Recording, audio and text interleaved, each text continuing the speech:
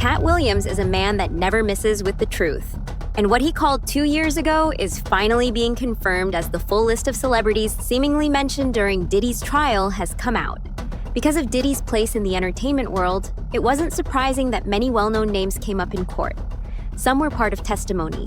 Others were included on the jury's question list to make sure jurors didn't have strong personal ties to them. Here is every single celebrity who was mentioned in the Diddy case. Kanye West. Diddy first broke his silence after Kanye publicly called for his release from prison. Diddy, who is currently being held at the Metropolitan Detention Center in Brooklyn on serious charges, posted a short message on Instagram to thank Ye for his support. "Thank you to my brother at Ye," Diddy wrote, while also sharing a link to the Yeezy website. On that site, Kanye announced a surprising collaboration between his Yeezy brand and Diddy's Sean John fashion label.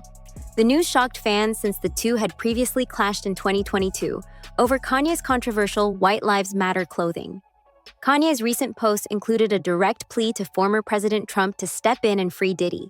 He also revealed that he plans to split profits from the Yeezy x Sean John collaboration evenly, since Diddy cannot collect income while behind bars.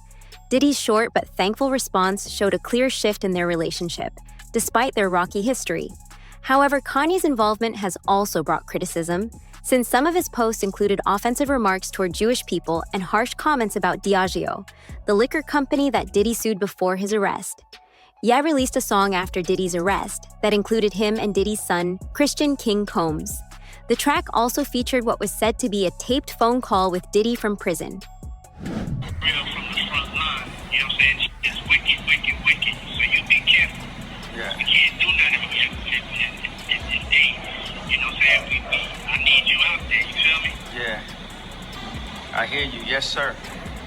Yeah. Yes, sir. And have some fucking fun. Because Yeah. having no fun and then get behind the mic, have some fun, chop up them samples, get back on your hitman vibe, Yeah. have some fun, get back to smiling. Yeah. These other motherfuckers, they wasting your time, big. Yeah. You know what I'm saying? Ye, formerly known as Kanye West, has made a surprise appearance at Sean Diddy Combs' criminal trial on Friday. Why'd you show up today? You thinking about testifying? He expressed support for his fellow rapper as he defends against trafficking charges. Burn your hands today, Mr. West. Did you speak?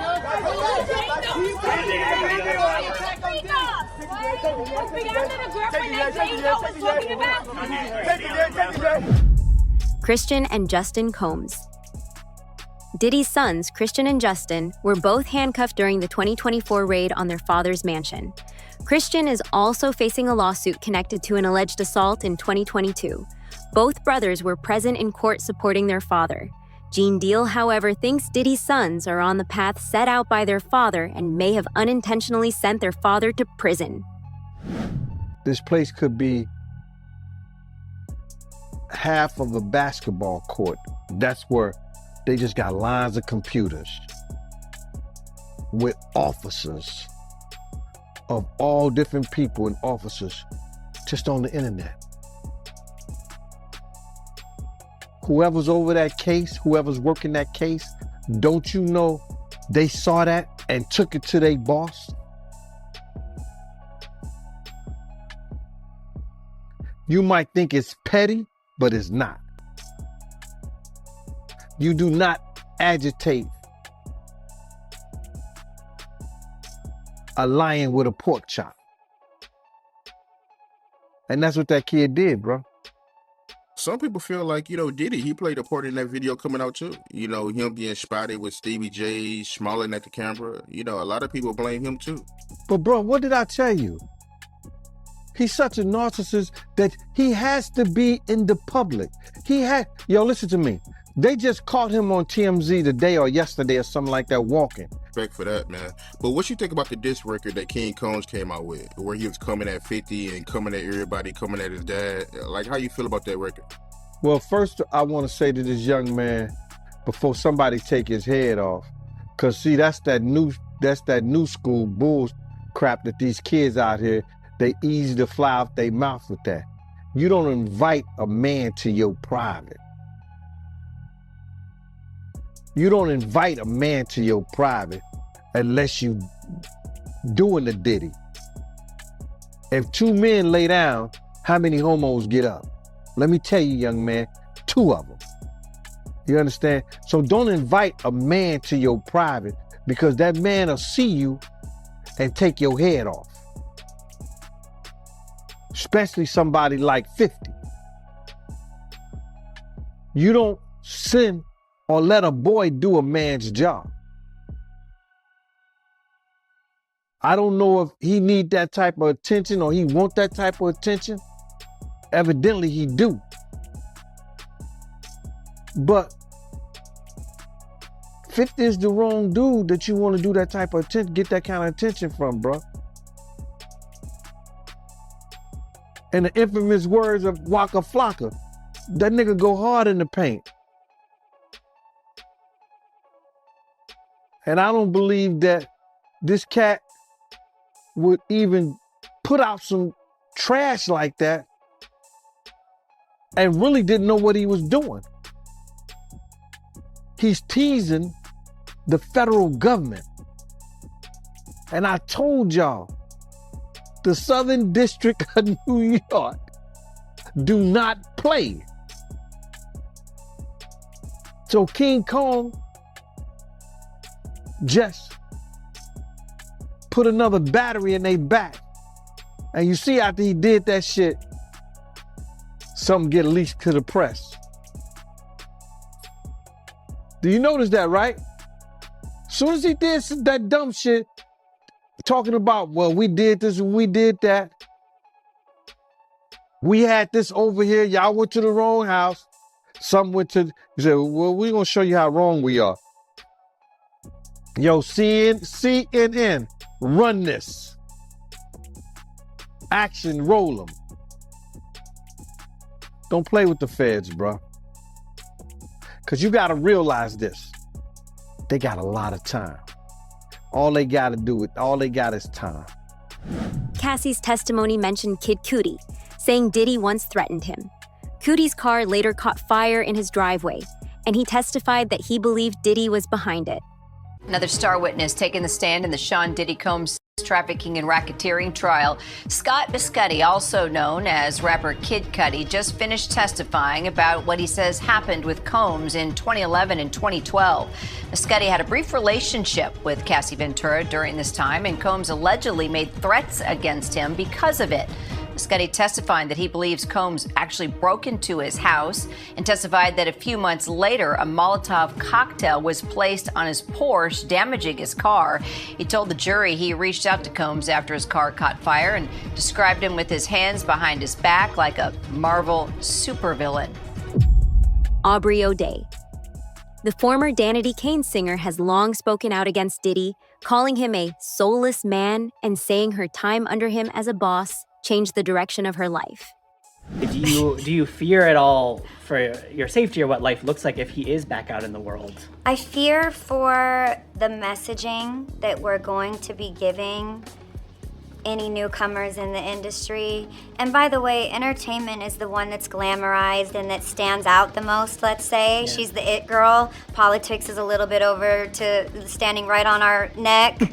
But we're representational of everybody. The people you see on TV you can like or not like, you probably have your favorites. I definitely should be one of your favorites, hopefully.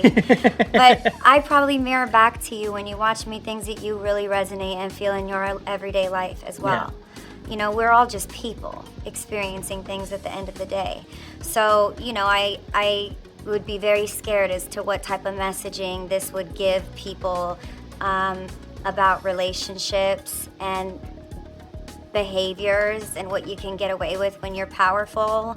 And, you know, I'm sure this gave a lot of people that maybe are unstable new ideas for sexual behaviors. I'm really wanting to make sure that everybody is highly aware of how vast and wide the response of this jury is going to read for everyone. You might think you're detached from it and that you're watching an entertainment show of those entertainment people that have nothing to do with you in your everyday, but you'll be surprised how quickly it does. So your fear more so lies in the repercussions this has for the wider industry and less about Diddy may come after you. Yeah, I mean, if he were to walk free, he's coming after everybody. Yeah, and in my opinion, I would feel very comfortable suggesting that there would be a lot of danger out there to be had and felt. Kim Porter. Diddy's late ex-partner and the mother of 3 of his children was also mentioned during questioning about the timeline of Diddy and Cassie's relationship, November 2018, at the age of 47. And it was this mysterious manner of death that ensured she would never be forgotten. The Los Angeles County Medical Examiner determined that her cause of death was lobar pneumonia, a serious form of lung infection. Officially, her passing was ruled as natural causes, and at the time, it was reported that she had been battling flu-like symptoms in the days leading up to her death. But even with an official explanation, controversy and speculation quickly began to swirl. Some people online suggested that her death wasn't as straightforward as it seemed, raising theories of foul play. The opening of the passing of Kim Porter and getting the book out so people can hear from Kim in her own words, everything she was tricked into doing, everything she was forced into doing, everything she had to hide that was happening around her, and the moment when she decided, I'm going to do something about it. I'm going to stop this freak, and I'm not going to let him hurt another woman. I think for me, the reopening of her cause of death and that autopsy would be like one of the greatest testimonies for any of the Diddy victims. There are so many Diddy victims, and they don't know, but they need to know. They need to read that book. They need to see what she sacrificed for her children. Everyone needs to know Kim Porter's actual story. She was a really remarkable woman in so many different ways. You got to realize, man, Kim's death wasn't even investigated, bro. Her death wasn't even investigated. And it should have been a proper investigation so all the family members can feel like that there was no foul play in her death. How is it that you know how we are as a people? I don't believe that 10% of your viewers that's watching this don't keep their phone when they go to sleep in arm reach. How is it that there was no electronic products or gadgets around Kim's bed? Her laptop missing, her cell phone's missing. Everything is missing that she could get in touch with her little girls if they not at home or her friends or family. All that's missing. How is it that, and this is her say,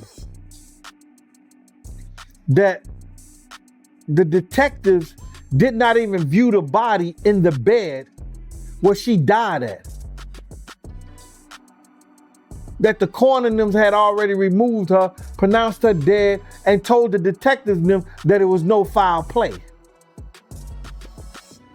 And if that is true, as I've heard it, and we read certain things on the internet about it, that case need to be reopened. We know that Kim, and it's in the this is in the documentation. Shout out to Paperwork at the Paperwork part. I gotta shout him out, man, because he looked in the paperwork and it said Kim received a massage for about an hour when she's supposed to have full-blown pneumonia. Who gives somebody a massage when they got pneumonia? These theories gained traction when singer Al B. Sure, Porter's former partner and father of her oldest son, Quincy, publicly stated that she had voiced fears about her safety. He hinted that she may have left behind diaries or writings that could shed light on her state of mind, and he went as far as to call her death a tragic murder. hinting, saying, posting. I get calls, take it down or else, so on and so forth. But this is about Diddy, so let's be clear for everybody that doesn't know. Diddy, who's about to, his trial's about to start. Yeah, yes. They're selecting a jury. But you were on this train years ago. Yes, many, many years ago. I posted some information that was, basically trying to save my life. And thank goodness to my ex, the wonderful Kim Porter, the late Kim Porter, who, kind of warned me all along the way to, just kind of watch your back, so on and so forth. And I didn't understand why. Because of Diddy. Basically. Do you believe that she died of pneumonia? Absolutely not. Why? What evidence do you have? She was in the best of health. We just saw each other prior to her passing. We were actually celebrating our son's new Netflix Christmas special, and she was doing just fine. In fact, we were all at the event together at Netflix in the lobby. Sean, myself, the children, all having a great time. And I'm, grabbing Sean like, what? And she's in the back going, stop, So it was a really festive opportunity just for all of us to be together, because it's nothing like the circus that's out here. So it was a lot of the stuff, came to surprise, but a lot of the stuff will be revealed. The speculation intensified with the release of a book called Kim's Lost Words, A Journey for Justice from the Other Side, published under a pseudonym. The book claimed to be based on Porter's private writings and suggested that she had been mistreated and was worried about her life before she died. While the book caught media attention, many close to Porter, including her family, dismissed it as fake and exploitative. Diddy's legal team also slammed the memoir, calling it a shameless attempt to profit off of her death. Jaguar Wright, though, thinks Diddy released that book himself for some very devious reasons. Diddy was highly paranoid right before Kim passed away. And when he found out that her and Cassie were still secretly talking and meeting, it became a very explosive situation for everyone who knew about it. I hate the fact that she felt so terrified to tell the truth about the man that she had 3 biological children with, that she felt the need to have to be as covert as she was. But I'm grateful that Kim got her truth to people that she trusted. Problem is she didn't know who she could trust and couldn't trust. I have no doubt in my mind that pieces of that memoir have been acquired by the home team, and that bad actors were incorporated so that they could put just enough spin to create reasonable doubt in the jury pool. It's a smart play, because there is no way that these 2 people who really had absolutely nothing to do with anyone involved got this much information directly from Kim Porter. It didn't happen. I'm telling you that now. And every person that they have these salacious stories built around are people that Diddy has issues with. It lined up too good in his favor when you really think about it. And if I were him and I had a team of PR agents, the first thing that I would have done is let's get our hands on a piece of the book, get as much as we can. We'll take as much trash as we can, throw it around it, and put it out there. Usher.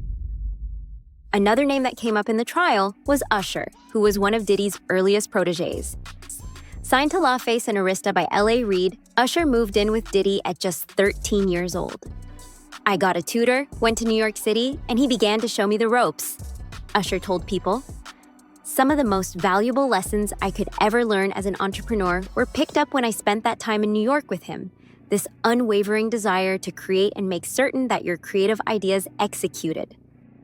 There was also this very telling interview with Howard Stern back in the day where he claimed he would never send a kid to Diddy's Flavor Camp because of what went on there. Moved to New York City. And I lived with Sean Puffy Combs for a year. That's the crazy thing. Now, that was L.A. Reid's idea, right? We're sending you over to something called Puffy Flavor Camp. There you go. To learn Flavor Camp? Yeah, Flavor that's Camp. what it was called. And you're going to go to Puff Daddy's. He's going In the 90s. Do you understand what that's like? Puffy's place was like just filled with chicks and orgying like nonstop, right? No, not really. Come on. But hey, it was curious. I got a chance to see some things. Yeah, but you were 13. What were you seeing? I went there to see the lifestyle. Right. And I saw it. And it was but I don't know if I could indulge and understand what I was even looking at. It was pretty wild. So nobody tried to, some woman didn't come along. I didn't say that. Okay. I didn't say that. What I did say is that there were very curious things taking place, and I didn't necessarily understand it. Biggie Smalls was there. Biggie Smalls was there. Lil' Kim, Craig Mack. All these people are hanging around. Yeah, man. Faith Evans, And your parents Jodeci, were Mary okay? J. Blige. They didn't know nothing about this. Oh. I was having a good time. You know what I mean? Does he have you doing any chores? Are you doing dishes at all? I mean, to keep you humble somewhat? Or are you just like, can you stay up till 4 a.m. with them and party? I mean, I could. I actually stayed up longer than them. And do you have money? What's going on? I mean, I had like per diem. Yeah. I had like, what like a living. life. Yeah, it's pretty crazy. 14 years old. You're a dad now. Would you ever send your kid to Puffy camp? Hell no. See? But Usher's name also surfaced in court during testimony from Dawn Richard. She described a 2010 incident at a West Hollywood restaurant where she claimed Diddy was aggressive towards Cassie during a private conversation. Richard said Cassie immediately leaned over in pain before leaving the table. Others present reportedly included Usher, Neo, Jimmy Iovine, and Big Daddy Kane. Richard added that another altercation happened in the car afterward, though the courtroom grew tense as she described it. Usher is also said to have been involved in getting Diddy's hands on Justin Bieber of all people. Diddy had been trying to get to Bieber for a minute, and his management was backing him off. But it wasn't until Usher took over management and had guardianship and gave temporary guardianship to the diddler for 48 hours. Think about that. He had already been to the hospital. That situation that Gene was talking about. And you still took Bieber there. But you got custody of him first. Diddy had already tried. They wouldn't let him. Actually, someone made reference to the fact that Diddy trying to get at Bieber the way he was trying to get at Bieber was looking a little predatory. And then Usher came in and discovered it and managed him and got custody of him and promised to look after him. And then he sent him to the diddler. Does that sound like a good guy? It's horrible. Does that sound like a good guy? Now that we know what Diddy's really like. They're not seeing what the intentions was in his heart when he took Justin Bieber there. Oh. Let's be honest. He took Justin Bieber there. Jennifer Lopez. Makeup artist Mila Morales testified that one of her celebrity clients was Jennifer Lopez. Lopez famously dated Diddy in the late 1990s, and she was with him in 1999 when he was arrested after a nightclub incident. Days of deliberations, the jury now appears to be focusing on the gun possession and bribery charges against Sean Puffy Combs.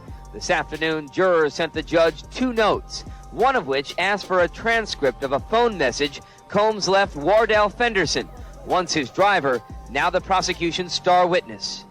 During the trial, Fenderson testified that Combs was armed the night of the shooting at Club New York, and later pressured him to claim ownership of a pistol police found when they pulled over Combs' Lincoln Navigator as it fled the shooting.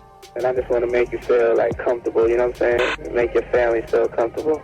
What exactly Combs meant by that is in dispute, but the prosecution claims the rapper offered Fenderson $50,000 or a diamond ring to take the rap for the gun. The jurors also wanted to hear a readback of testimony relating to Combs' former girlfriend, actress-singer Jennifer Lopez, who was in the Navigator when it was stopped by police. An officer testified that everyone in the SUV was ordered to put their hands on the vehicle, but Lopez walked away, saying she was going home. As she was being detained, a gun was discovered in the vehicle. At that point, a sergeant on the scene ordered everyone who was in the vehicle under arrest. The officer quotes Lopez as saying, "It's not my gun." Funnily enough, it turns out both of them set up their innocent protege to take the fall so they could evade justice. When I was a 18-year-old kid, just wanting to do nothing other than make my mother proud and make Belize proud and do what all of us want to do, be recognized for our talent and take over the world. I was defending him, and he turned around and called witnesses to testify against me, and he contributed. He pretty much sent me to prison. So that is the context by which you must always describe that relationship. Yes, I forgave, I moved on, but let us not pretend as if I was in Miami for Thanksgiving and Christmas. Well, I spent a birthday with him on. I saw a birthday cake. I went again to do a charity event for impoverished youth in London.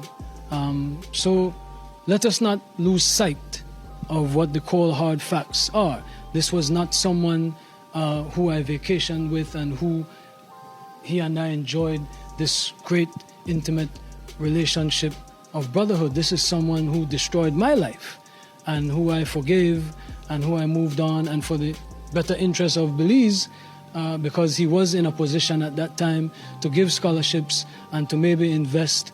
I would not deny attempting to bring the investment to Belize and to bring the contributions to education to Belize, but don't distort it as if, you know, he and I were bombale. This is someone that destroyed my life. Jennifer Lopez, when she's finally held accountable for the part she played. Do you think they'll bring up charges on Jennifer Lopez? They better. She committed perjury. Last time I checked, there's no statute of limitation on perjury. We can start there. Let's bring Jenny to the cell block. She's been to every other block. All Jennifer Lopez had to do was marry a white boy, Oscar winner, for people to stop remembering that she had a gun in her pocketbook. She had gunshot residue on her hands the night that Natanya was shot at that club. For all we know, that bullet came from the gun that was in her hand. And not once has she spoken up for the betterment of that woman. Not once has she donated to her family or for her medical bills that she's still paying, or say something in her defense to stop Puffy from gaslighting her and trying to put hits out on her because he was afraid that maybe one day they would open the case and she still has the bullet fragments in her face. Like J-Lo has said, nothing. Nothing. Do you think we will ever see any of these celebrities have the truth come out about them in the near future? Let us know in the comments.